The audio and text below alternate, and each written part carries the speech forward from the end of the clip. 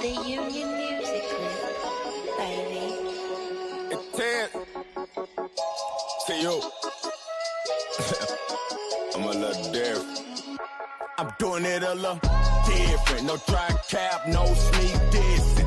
Suit and tie standing on business. I'm doing it a little different. And I got it from the source. People's choice, call me cool. You know the voice. I'm doing it a little different. Jumping fences, dodging prisons. Take a Genesis. Now my house look a little different. I'm doing it a little different. Told me that I wasn't gonna make it till they see me. Ooh, don't it hit different? I'm doing it a little different. I throw my money look different. I make these tools with the ceilings. I pour enough to flood cities. I need 2002s. I'm only cashing out 50s. F4 in the Union, you gon' catch me in your city. And we done bought out the bar. It's nothing left but the building. Throwing that money.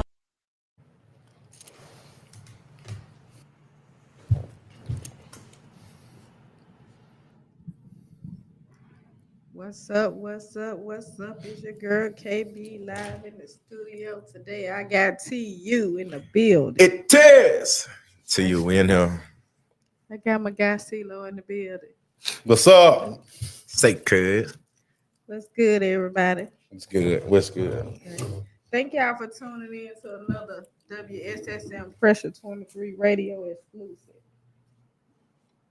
Pressure 23 Radio is a true global radio station airing 24 hours a day worldwide on iHeartRadio and multiple audio streaming platforms.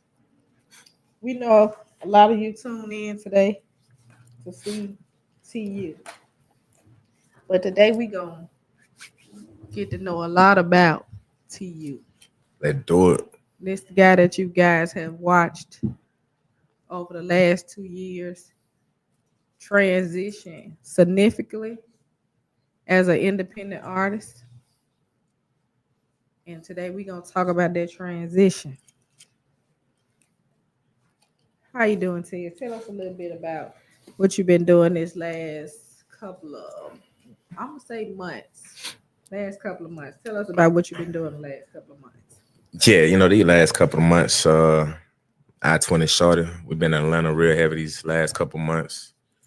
Rubbing shoulders, shaking hands, doing everything but kissing babies, did it. But really just putting this groundwork in, understanding that you got to get out of your hometown. You got to hit that road. That's right. That's right.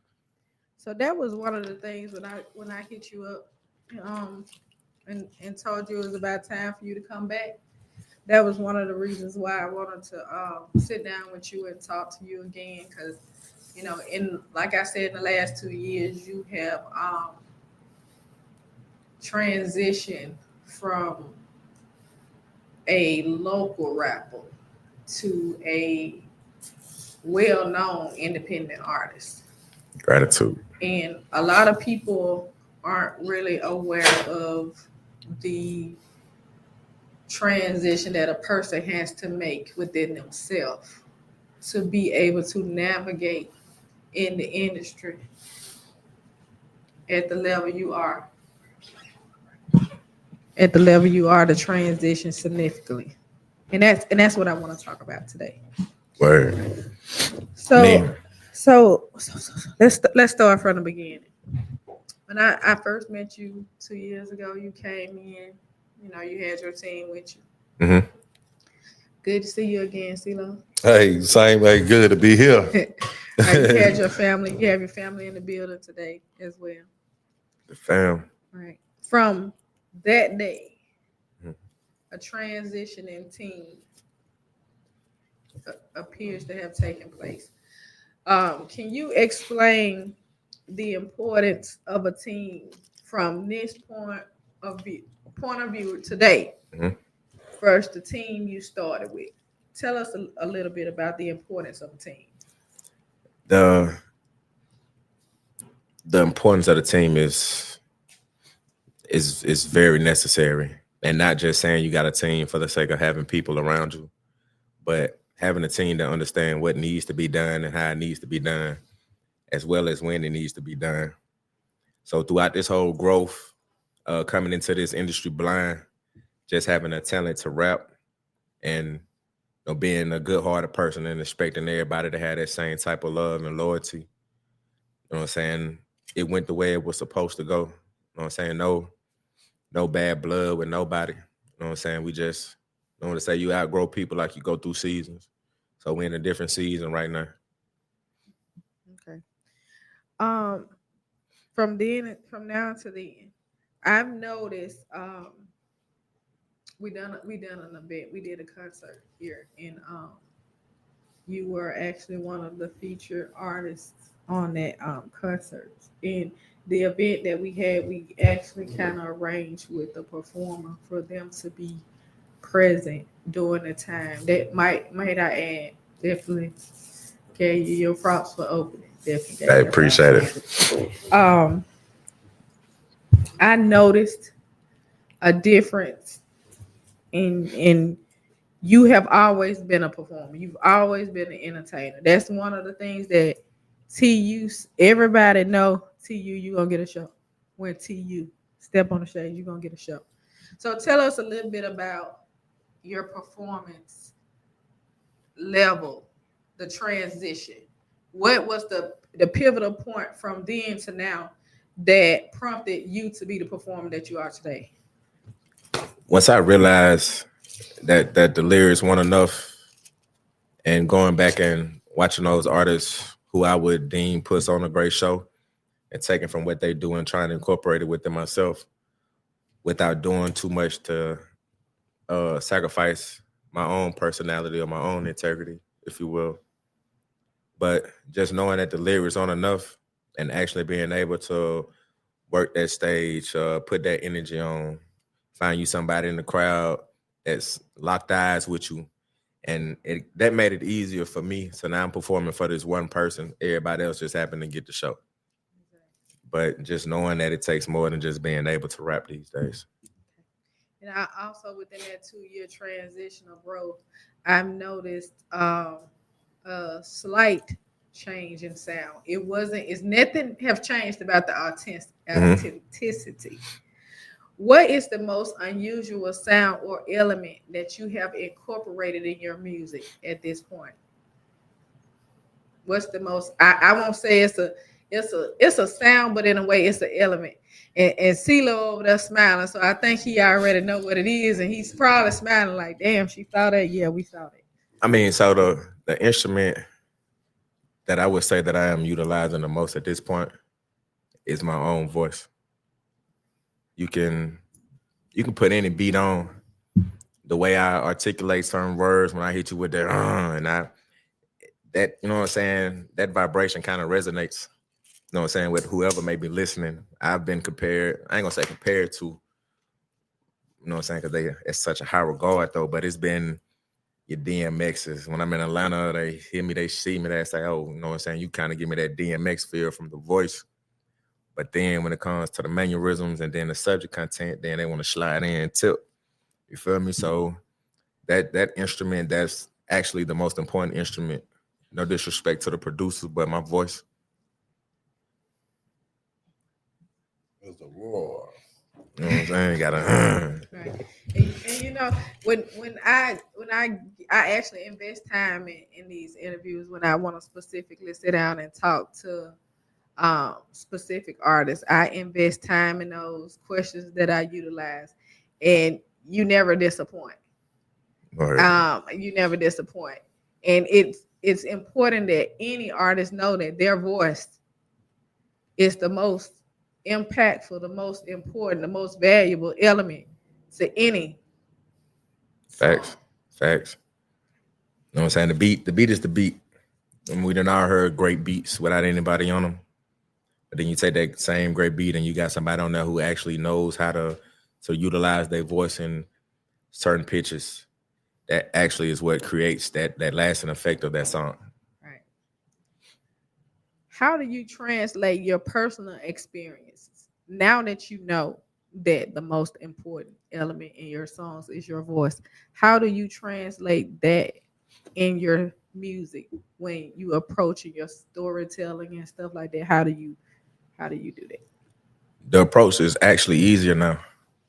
The hardest thing that I was trying to overcome was how did I sound on the track. But once I was able to actually lock in on my voice and realize how powerful it was, then to go in there and do any song is just, it's like a walk in the park, so to speak. It's easy when you do it. And this is something that I actually put that time in to do. Like I love music, breathe music. Not just hip hop. You know what I'm saying? We talking that old school, Marvin Gaye, the Commodores, that type of vibe. Like that's what I actually grew up on, was that type of music and the stories that they would tell in it with the beats that they use. You know what I'm saying? You can give me a old Hot Tops beat, I might kill it like it was you know what I'm saying? Future beat. Yeah, like an 808 Mafia type joint. But I just love music. And when I realized that my voice was as important to the music as the actual music, it made it a lot easier, and it actually bred a whole lot more confidence. Okay.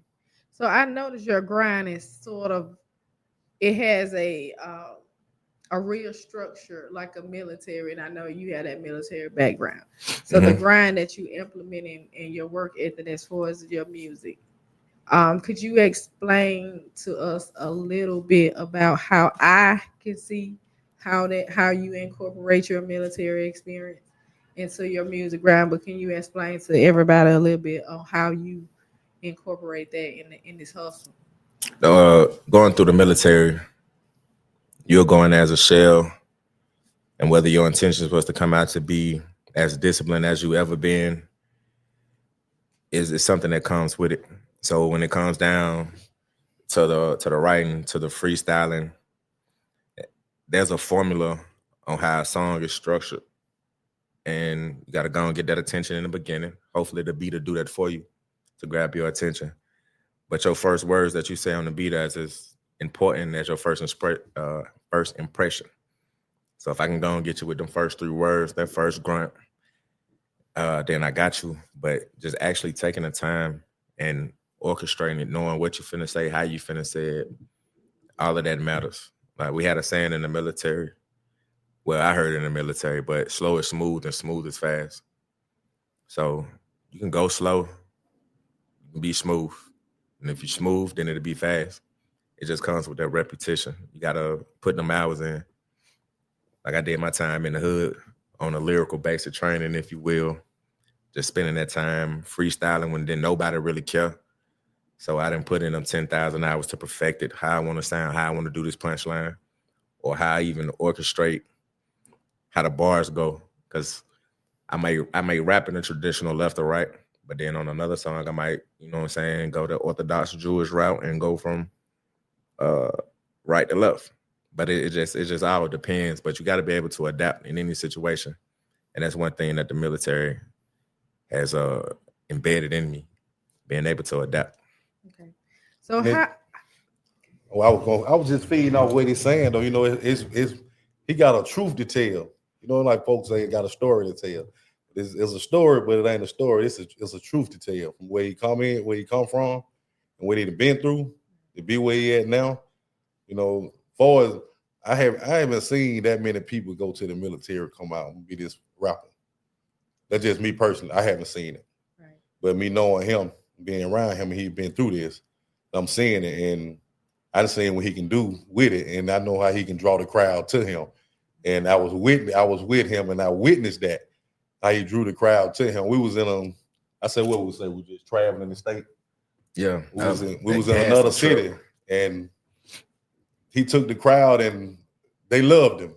And it was multiple, what about 20 some artists there, but he drew them in, and I seen him one time on the stage. The next time I saw him, he was at the top of the theater with all these people around him. I was thrown. I knew he had it, you know. And that was at a time when we was thing would change, you know. Yeah, in the midst of the transition. This was a transition, and I was there for that, you know. Right. But he got it. So, hey, it's the fam. Exactly. It is. Right. So, you know, going kind of back to that military background, and you know, y'all just spoke on during a time of a transition. Mm-hmm. So, military training. How would you say that your training in the military aided you into recognizing the true authenticity of your team and what you needed as a team? How did you incorporate that military training, incorporating that? That military training, it really helped me lock in on myself in order to realize who and what I am, so to speak, and to actually know what it feel like when you got people around you that got your back. Because you go to the military, you end up in this deployment. You don't know this, man. Y'all both in here lost. But going through this training, then you get overseas, regardless of color, creed, religion, like boom, somehow I know he got me. I know he can shoot. I know this man can, you know what I'm saying, perform combat life-saving skills if need be in order to make sure I'm straight. But that's why I take that loyalty to the extremes that I do, because I've been in situations where I didn't have to know you for us to have loyalty. We over here for the same thing. We on the same mission. Do what we got to do, you know what I'm saying, make it back home. So that loyalty is what I put this fam on. But that training is realizing who's with you. And then also by me being a reader, like I've been read the 48 laws of powers. I can sit here and play dumb for you all day long. And you think you know what's going on. You think you got the ups. But the whole time I'm just allowing you to show your hand. And then when you show your hand, we're going to cut the deck. So you have a saying, a quote that you use often. Mm-hmm. Blood don't make you family, loyalty does. Blood don't make you fam, loyalty does. Okay, can you elaborate on that a little bit? So what I kind of want to go with this, I want you to talk about your reasoning behind that quote. I see it a lot. And CeeLo, if you don't mind, once he touch on that, I would like you to touch on that as well. Like the whole, that's the saying for the fam. Me and my partner Cage, we started the fam. Met him in New York. We was both in the military. He's from Houston, Texas. You know what I'm saying? Shout out H-Town. Shout out Cuz. But he had approached me, you know what I'm saying, with the F4 fam first fuck friends. And I was all behind it. Like I said, that bond you create in the military, you know there's a different type of person to even sign up to go do this. So I created the saying, blood don't make you fam, FOM, loyalty does. Because as we all know, you know what I'm saying, you grow up, your cousins be your best friends. Then once everybody come into their own and things start to separate, you realize that you start to create a new family. It's not bound by grandma. It's not bound by auntie. And that's what that sayings come from. Because we all got cousins, we all got family. You know what I'm saying? That's a given. But that's not what make you family, or at least not FOM. That loyalty does. So shit, blood don't make you family. Loyalty does, and we standing on that. Straight up. Yeah, that's what's up. I can't. This how I come along in the family. I met him out. We was doing electrical work, and on the job, and he told me he rap. You know what I mean? It was crazy. Like we went. This how they went. We went to go get something to eat one day. You know, from lunch. You know, so we was going through this neighborhood. I'm like, hey man, shit, you coming over this month? I might need a pistol. It off the hip. I don't know him, man. This is my first day ever. No, I'm just not meeting him. I met him through his cousin. This is the first day I don't know him. He don't even know me. But we went to go get us something to eat. We went to this neighborhood. I was like, shit, man, we coming over here. We might need to be strapped. And he looked at the man and said, shit, we getting up out of here. We all already here. So I was like, all right, man, that's what's up. And I'm like, damn, I don't even know that nigga ride with me like that. So, but anyway, well, after that day, we started hanging. We kicking it. You know what I mean? He was rapping. He was telling me he rap and all that. So he started breaking it down for me. We were hitting it with it. And soon after, I started going to the shows and being part of it. So then that's when CeeLo became part of the fam. And it's the fam. It tears. It's great like that. That's what's up. So one of the misconceptions about your music. Okay. So first impression, we see you. I've had somebody that actually think you was gonna do some R&B, you was gonna sing. Hey, I like that. So I like that. So one of the biggest misconceptions about your music is your style, your genre. So can you kind of clear that up for us a little bit? My style It's a combination of the era in which I was raised in and heavily influenced by New York.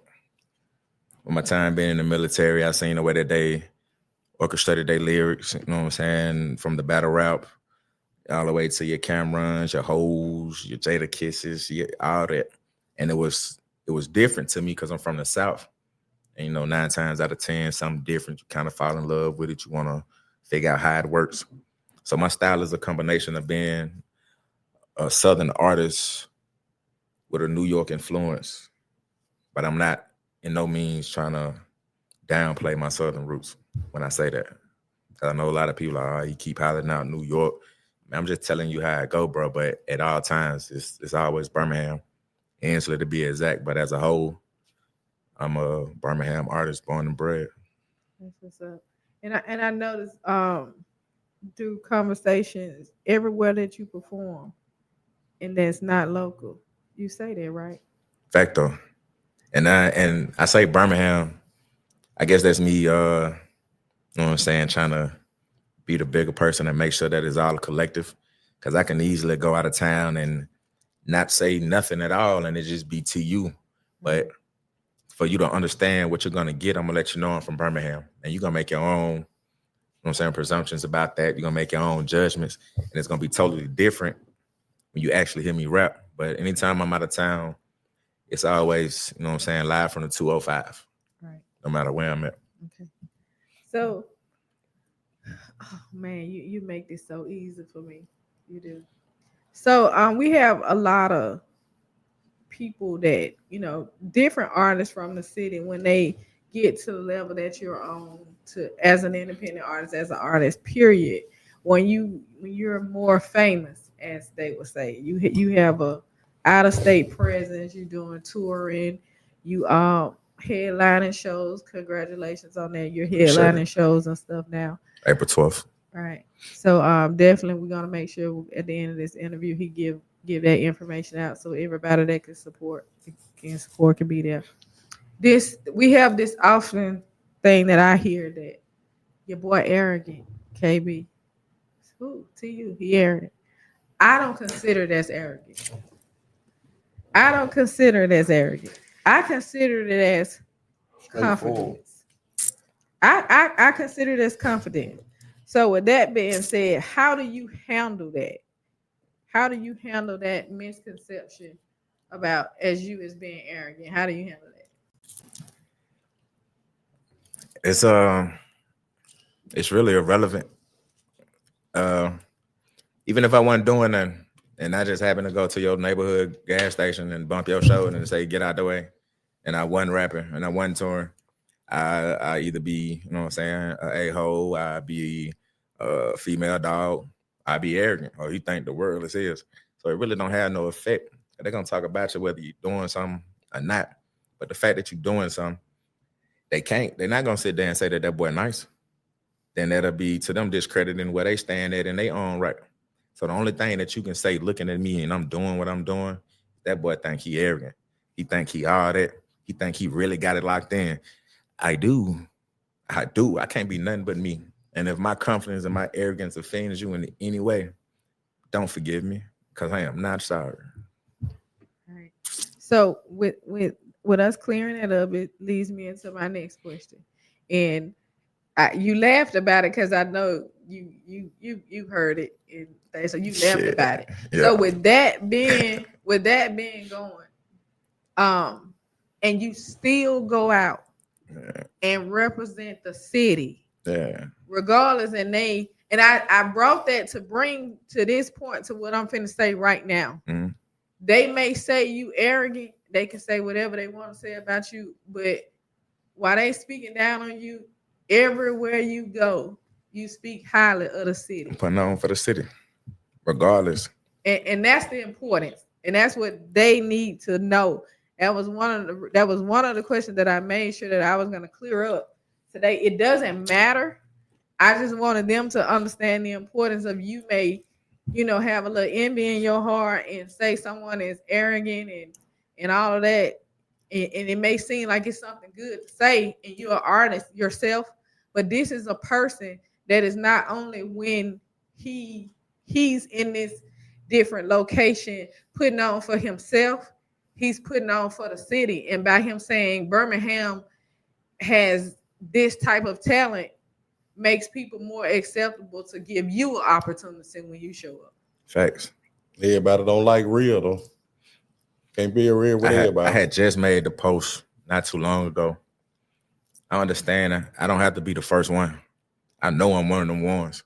Yeah. So even if somebody else cracking the city first, I'm gonna salute it. Because all you're doing is putting a flashlight on the city. Like you can't gatekeep. You know what I'm saying? Because once you come out of any location, they're gonna go back and okay, what else they got out there?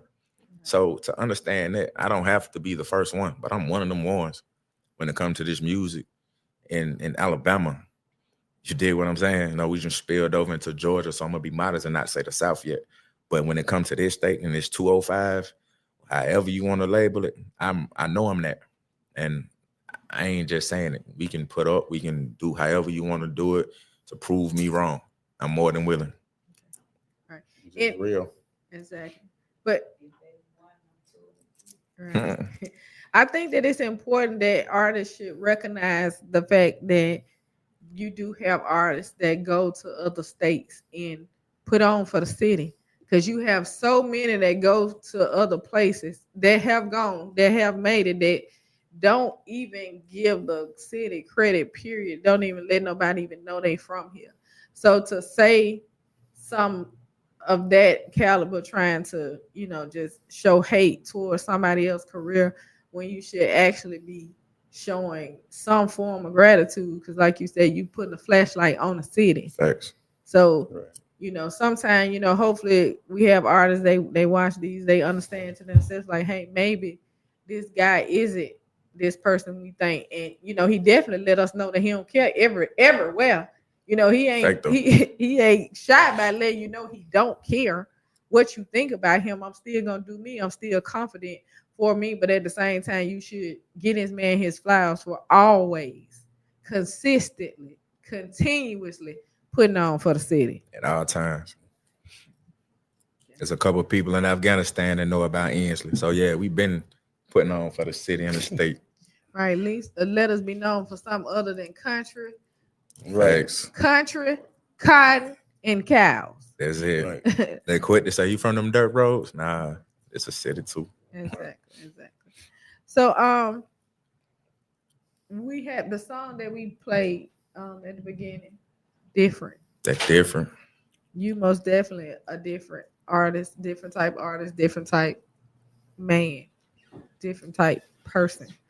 No matter how big you have become, anytime if I say, see you, if you here, can you come through? You always come through. Facto. And see, that's where loyalty come in.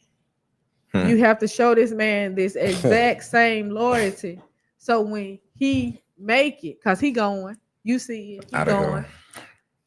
That way when you see him, you can say, hey, TU, can you come and talk to the kids on the football team, let them know that something different, can you come to school, they need some helmets or something, can you donate some you just got to let people know like this man to be in a position to where he can actually change something significant within the city. And that's the whole plan. Like you said, we're doing it different.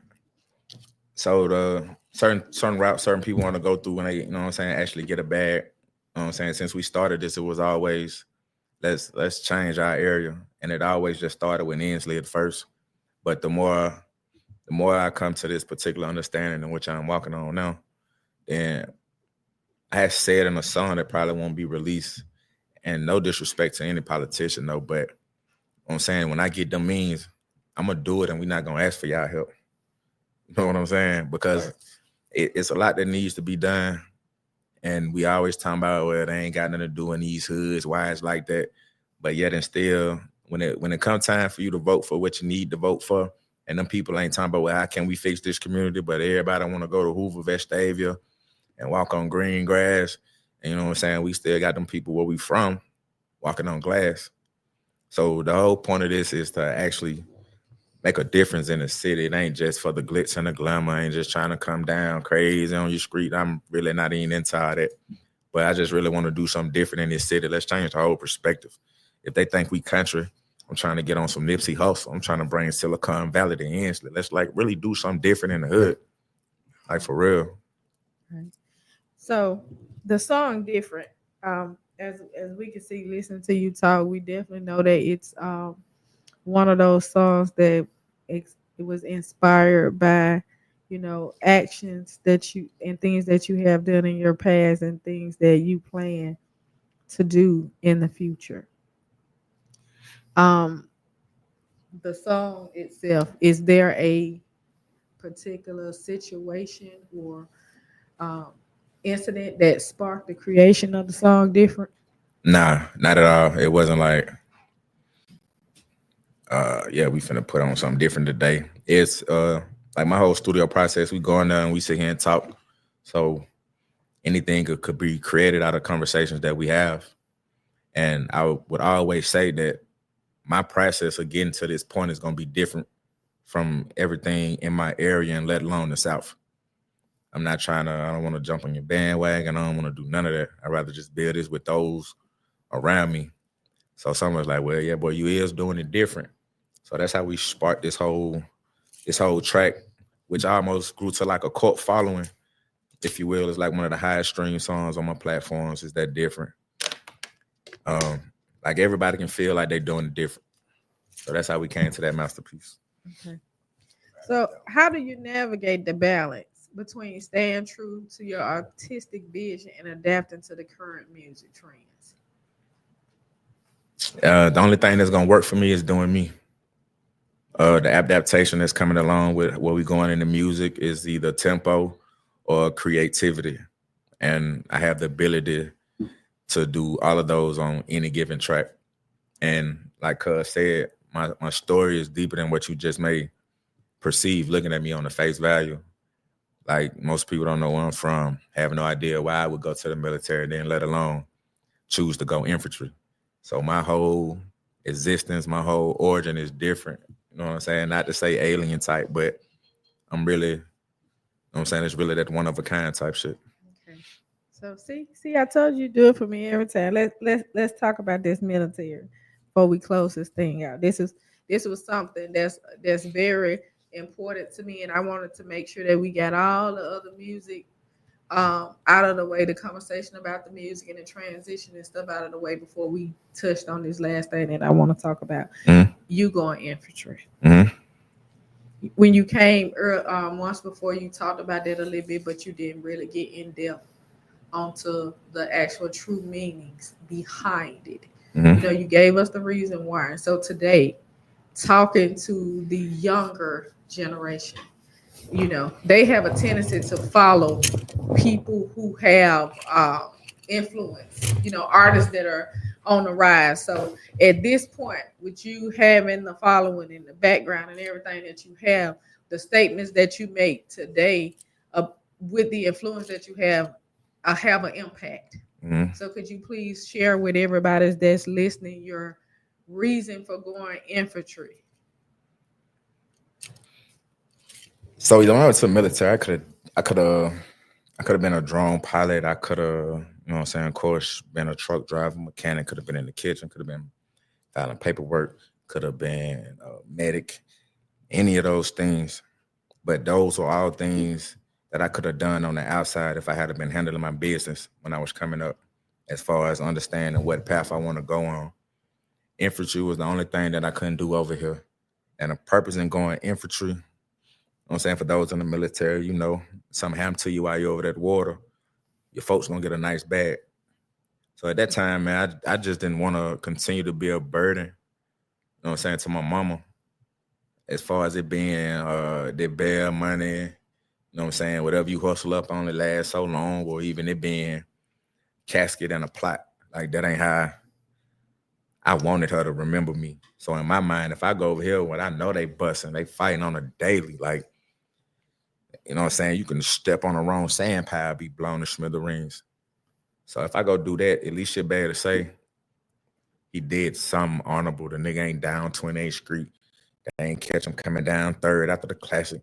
They ain't catch them coming out the palace. So death is inevitable.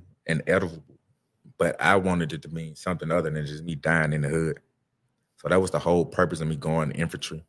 I know a lot of people talk down on the military like, I never go do that. But then you go get up and go bust yourself in the face for 40 hours a week and you ain't even got the benefits to show for your time. So let's stop looking at the military as if it's some type of sellout. You feel me? And start looking at it as the stepping stone that it is. We always tell people go to trade school. We always tell folks go to college. You can do all this going through the military and you might not ever really be deployed. That's the misconception. They think you go to the military, you automatically going over there. I know captains that ain't never set foot on nobody foreign soil. You understand? So that's an avenue, you know what I'm saying, that most don't utilize the way they should. Like if I had a went in right out of high school, then you'll probably be looking or talking to a different two. It probably wouldn't even business. But by the time I went through the hood, all those, you know what I'm saying, backstabbing, all that, then going over here and then actually finding out who I am and what I'm actually capable of. It's like, yeah, the military was the best thing that I ever could have done, even though I was going to die. And that's the, you know what I'm saying, that's the other side of that coin. You never know what you're going, you can be going over here to do something. And then your whole outlook changes to now where you actually want to go do something with your life. And that's how we here now. Like I done been in the firefights. I've been blown up by IED. I done been clearing houses. Lift the carpet is 90 bombs down there just waiting to blow. Had to call them folks to come clean the house out so we can do what we got to do. But, you know what I'm saying? Everybody say you come from a war zone in your city. And I can respect that because I know what it's like on this side. But to actually survive that war zone and been through that it changes the way you look at everything. The way you approach waking up in the morning. Like all that is you know what I'm saying? I ain't going to say a blessing. Like the life that we live over here it's an opportunity, and a lot of people take it for granted. That's deep, and I understand. You know, that's what drew me to him. You know, because it's like he actually went to the military to die. This was his sole purpose. I'm going to the military to die, to take care of my family. And that just that when I heard that story, that just blew me off. And I ain't do nothing but draw to him, you know what I mean? So we here like we here now, you know. Sometimes you might see me, sometimes you won't, but I'm still there. Facts. You know? Facts. And to me, it was important for him to share that story in such an impactful way at a pivotal point in his career so that we have youngsters that's living to die so they can say, they alleging it because they was shot up on 3rd or, you know, doing the XYZ, whatever they doing to revenge they homies and stuff like that. They really, you know, living to die. When if you want to not be a burden on your family or, you know, you looking for a purpose instead of you want to go shoot, they got places over there where they going to give you some benefits. And you got kids out here and take care of your kids if you really want to live that. It's a career in that. Facts. And it's, right.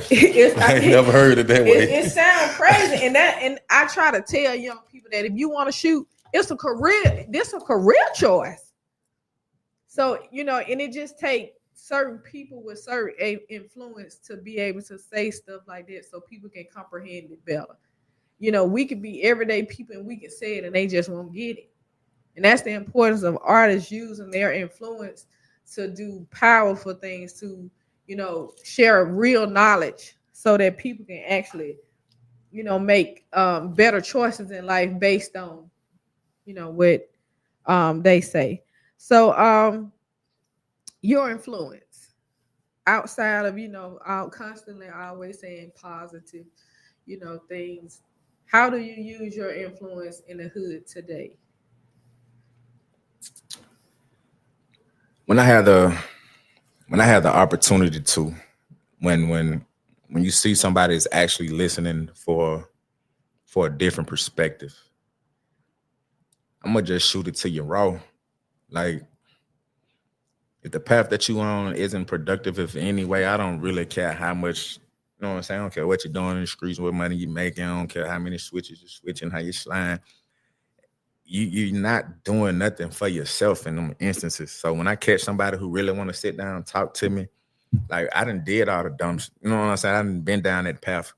And to prevent from having my outcome be like what I'm seeing yours going through, this is what I chose to do. But because I know they're sitting there and listening to me, they see how I am. They see how I'm living, how I might pull it down. So that's already making them want to gravitate to see how he got it.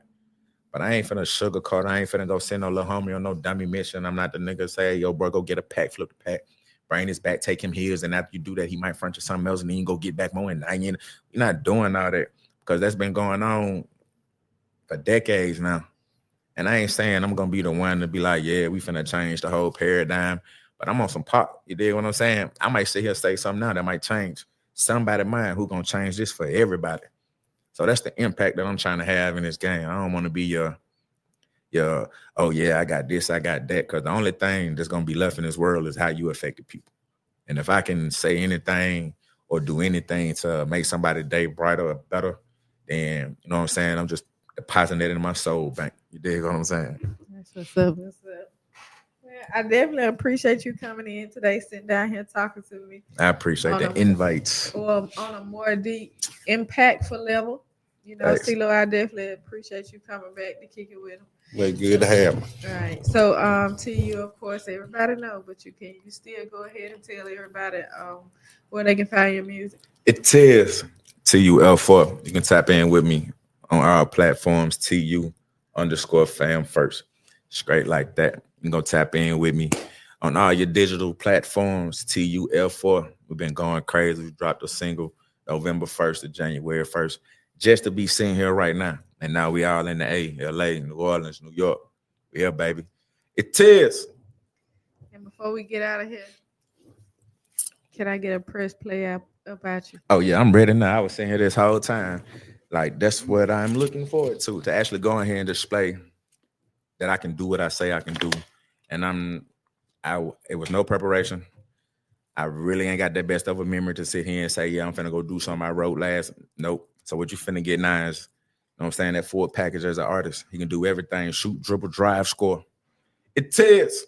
All right. Thank y'all for tuning in. Thank you, CeeLo, for coming back. Thank you. We'll have that press play dropping soon. Amen.